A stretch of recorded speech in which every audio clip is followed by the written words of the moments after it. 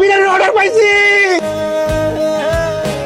এই টাকা ইভেন্টের টাকা? কেন, আপনারা দাওয়াত রইল থেকে না? জি দাওয়াত রইলো। আপনাদের সাথে আমাদের যে কথা হয়েছিল, আমরা তো অলরেডি 10 লক্ষ টাকা অ্যাডভান্স করে দিয়েছি, বাকি টাকাটাও আজকে দিয়ে দিচ্ছি। ওস্তাদ মনে হয় পুরো ইভেন্টের কাজটা আমাকে দিতে চাইতেছে। কি তাহলে কাজ শুরু করুন, আজকে থেকে করবে নাকি? আরে তাড়াহুড়া কি আছে? তাড়াহুড়া হলে তো শয়তানের কাম। কাজে তো আজকে দিছে, এর কাজটা কালকে দিয়ে শুরু করি।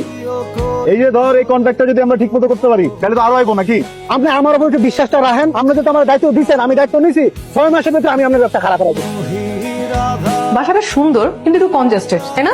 এমন ভাবে ডিজাইন করতে হবে যেন হিজিবিজি না লাগে।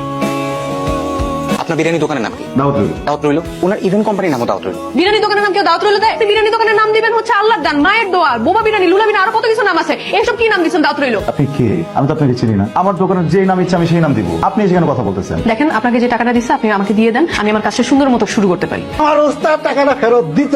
একটা বার বোঝার চেষ্টা করেন, ইভেন্টটা করতে আপনি আমাকে অ্যাডভান্স দিচ্ছেন না। আমরাও কিন্তু এই কাজটা করতে গিয়ে বিভিন্ন জায়গায় অ্যাডভান্স দিয়ে ফেলেছি। আমি বলি কি, উনি 10 লাখ টাকা অ্যাডভান্স দিচ্ছে, আমি 10 লাখ টাকা অ্যাডভান্স দিচ্ছি। আমার 10 লাখ টাকার কাজ আমি করে দিই, উনি ওনার 10 লাখ টাকার কাজ করে দিই।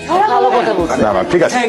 আমি আপনাদেরকে ডেকেছি রান্না বান্নার বিষয়টা বলার জন্য। খাবার দাবারটা কিরকম হবে? সেটা নিয়ে একদমই চিন্তা করতে হবে না ম্যানেজার আবার সাহেব। আমার ওস্তাদ যেহেতু দায়িত্ব দিচ্ছে, আমার সময় মতো রেডি হয়ে যাবে। আমি কি আপনার সাথে কথা বলতেছি? আমি এই ট্রেডিশনাল খাবারটা একদমই সাপোর্ট করছি না। এত তেল মশলা থাকে, মানুষ তো অসুস্থ হয়ে যাবে। আমি চাচ্ছি একটু সুন্দর করে রান্না বান্না হোক, আর যত ধরনের ডেজার্ট থাকবে সব সুগার ফ্রি হবে, যত ধরনের বেভারেজ সব সুগার ফ্রি হবে। ইমন সাহেব, এই আপনার যে খাবারের মেনুগুলো এগুলো একটু বলেন তো। এখানে তো বলার কি আছে? বিয়ে বাড়িতে যেসব হয় সবই। আমরা তো হাসপাতালের রোগীদের জন্য খাবার করবো না, তাই না? কাচ্ছি, মোরগ পোলার ছেলে মোরগ পোলাও, তেহারি ছেলে তেহারি, বোরহানি, পায়েস, ফিন্নি, জর্দা, রেজালা, আমি কাবাব, বডি কাবাব, রেশমি কাবাব, আরো যদি কোনো কাবাব চায় কাবাব। আমার কেন জানি মনে হচ্ছে মিস নাবিলা, বুঝছেন, ইমন সাহেব যে আইটেমগুলো কথা বলছে এটাই আসলে বিয়ে বাড়িতে অ্যাপ্রোপ্রিয়েট, বুঝতে পারছেন? আমার কাছে মনে হচ্ছে আর কি। হ্যাঁ, আমি ওনাদেরকে ডেকেছিলাম এই রান্না বান্না বিষয়টা জানার জন্য আর কি। মিস নাবিলা বলছেন এবারে যে বিয়ে বাড়িতে যে রান্নাগুলো হবে সুগার ফ্রি করবেন। ইমন সাহেব বলছেন যে ট্রেডিশনাল যে আমাদের বিয়ে বাড়িতে যে রান্নাগুলো হয় ওগুলোই করতে যাচ্ছেন। এখন স্যার আপনি ডিসাইড করেন যে কোনটা করবেন।